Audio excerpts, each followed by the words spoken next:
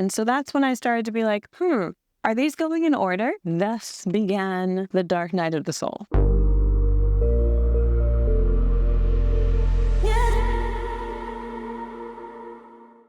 Hello friends, Fairy Best Life here, and I'm excited to share a little bit of my world with you. I'm nervous because yes, we are going to get deep this evening. One thing about living your fairy best life is when you open yourself up to spirit and you become hyper aware of symbols and signs, messages will appear, okay? And if you're following your joy, really loud messages will appear. Following my joy found me buying artwork from an artist that I am obsessed with and putting them on my wall as soon as I got them and arranging them in order that felt, most happy in my heart to look at, and slowly revealing to me throughout the years that the order that I placed these pieces of art in actually foretold my life for the next 3 years. I'm a New York City girl. I grew up in Manhattan and Long Island, and I have always loved New York. It felt like this vibrant epicenter of everything, and I found it so magical to have so many people in one place with all their different life stories and narratives just coexisting together in this condensed city. And there's actually a word for that now in the dictionary. It's called sonder, S-O-N-D-E-R.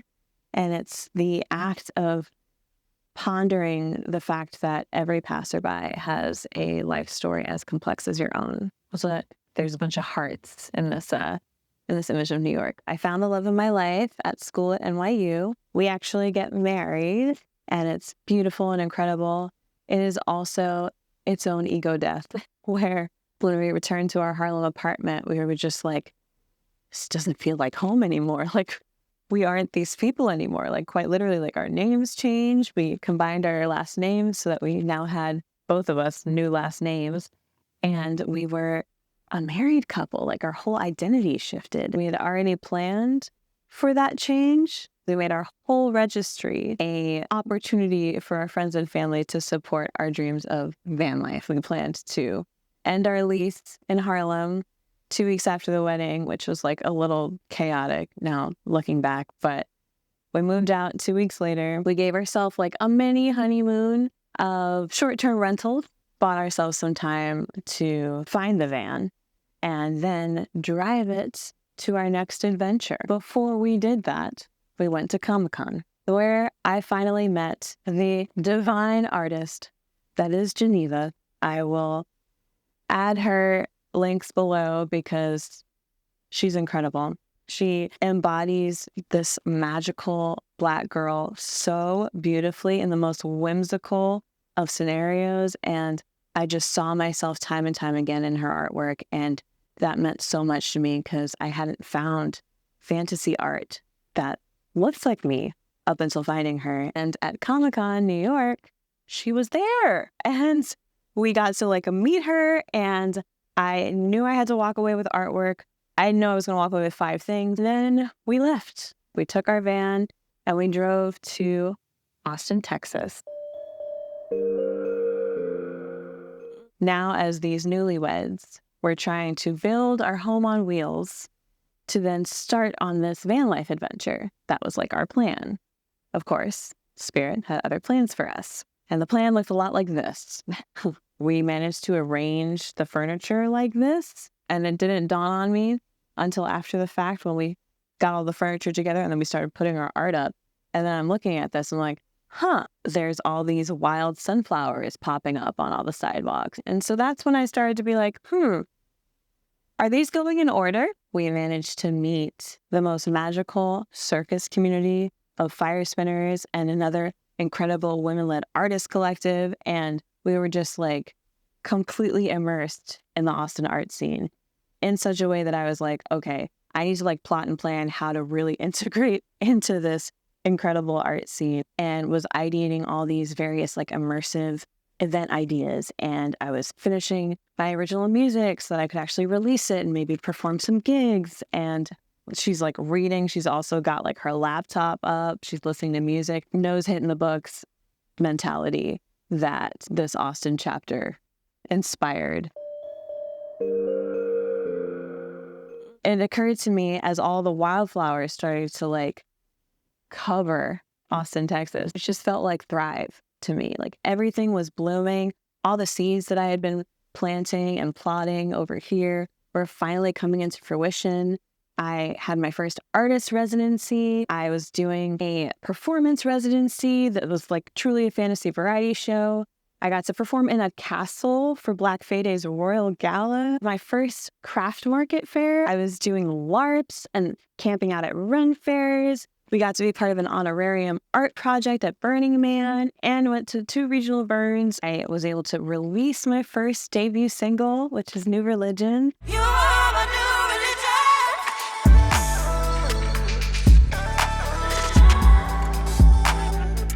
In the midst of this like Thrive, it was showing me how much work I still needed to do internally in order to have this Thrive be sustainable. I was constantly feeling like I was stretched too thin. I wasn't able to enjoy because I felt I was just busy. I felt like I was constantly playing catch up. I felt like I was constantly trying to prove to myself what I was worth, what I was capable of. There was one week where I was going to be this winter nymph for this really epic immersive event. 2 days later, I had a craft fair that I was going to be tabling at. And then like the next day after that, I was going to be hosting an in-person workshop. And it was a big week for me. Right before leaving for the first event, I ended up catching all 4 of my fingers in a garage door. Fully thought I broke my hand. When you do silly things like this before really big moments, that is a sign. That is a sign that you are doing too much, or that you are not ready for all that you are doing. This is not the way. Something's got to give. Something's got to change. You're missing the point. Any of the above. Once I realized that this was like a prophecy in order, I was looking at this card quite ominously. My partner's work remote policy was now a hybrid policy where we would need to be in New York so that they could be in office 3 days a week. Only way we could feasibly do it was to come back and stay in my old childhood home.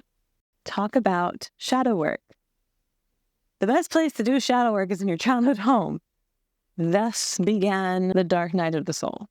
I could not ignore the ways that I was relating to myself, the ways that I was relating to others, the relationships I'd built off of this need to please everybody. This truly empathic way of operating meant that I just gave and I had no space or energy left for me. I didn't know how to process my own emotions because I was too busy holding them for everybody else. I was like not okay during Thrive. And so like, what does that mean for my aspirations if I can't even like show up in my fullest for Thrive?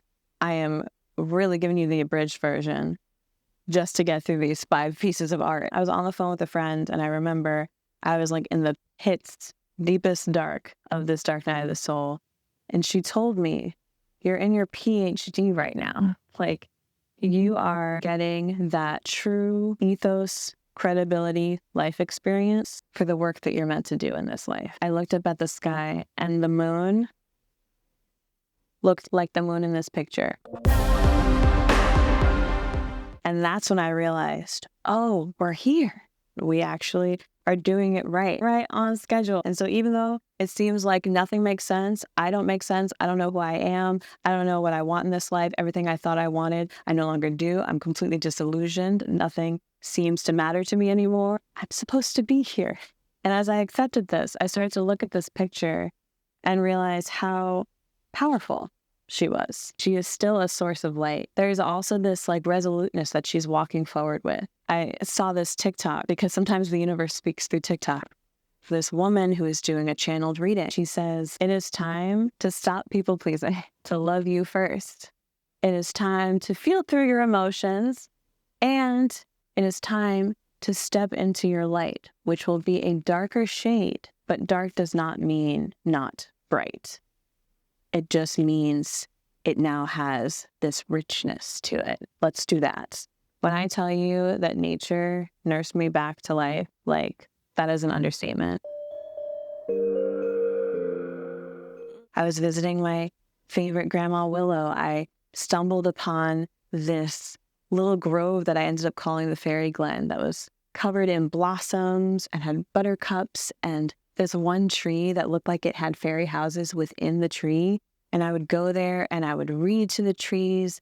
I was reading such incredible books that reminded me of how truly magical this life is and how much more there is to discover of this world and of myself and of my relationship and connectedness to this wondrous world.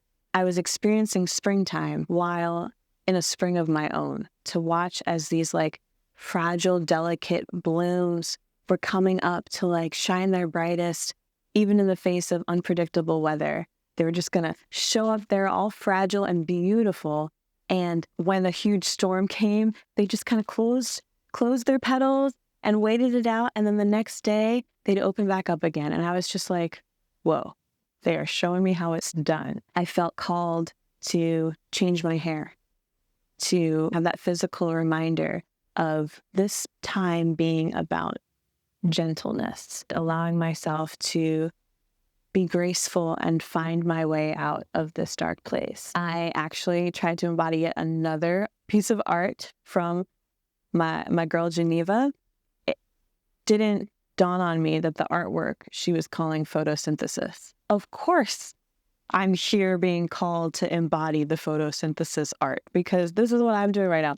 I am taking in the nutrients from nature and getting outside in the sun and like truly synthesizing anew from this. Even though I tried to dye it, the like specific color palette that was that image, it all ended up looking kind of blonde. It occurred to me that actually what I looked like, the artwork that I would look at and be like, she is absolutely the actualized self. I don't know if I'll ever get to her, but she's always who I'm striving for. Literally, I looked at her barefoot in the grass with this like little sprig coming out of her finger, this energetic gardener, if you will, and her beautiful like blonde curly hair coming out the back. I'm growing closer to her. I'm recovering parts of myself that I had dismissed. I am rediscovering the parts of myself that I never took time to look at. And I'm showing up for myself in my relationships. I'm having the hard conversations from a place of love and like deep, deep respect for myself. And it was so scary. It was so painful. It was so necessary. And it was so incredibly healing. I was able to feel this sense of groundedness, the sense of authenticity and true knowing of who I am and the walk that I hope to lead in this life. I can't tell you how much it meant to me to be able to refer back to this and be like, oh, okay, it's all good. Everything's happening in divine timing. We're going to figure this out. I'm being held. I'm being shown the way. And you can't plan these things. You can't go out and specifically buy artwork for like the year you want to have. I mean, you can, like that's like I guess a version of vision boarding, but that's not the same thing as receiving channeled messages from spirit. If you do it purely just following the heart, following your bliss, following that like little whisper, that's when the unknowns can be revealed to you. It's kind of crazy how that can work. That was fun. I appreciate you being here to receive that. Know that like each chapter honestly is a whole story time. But for this video, I really wanted to communicate just this through line that the artwork was able to gift me with. All right, my loves, I hope you have a good night and I hope you go forth and follow your heart. Until next time.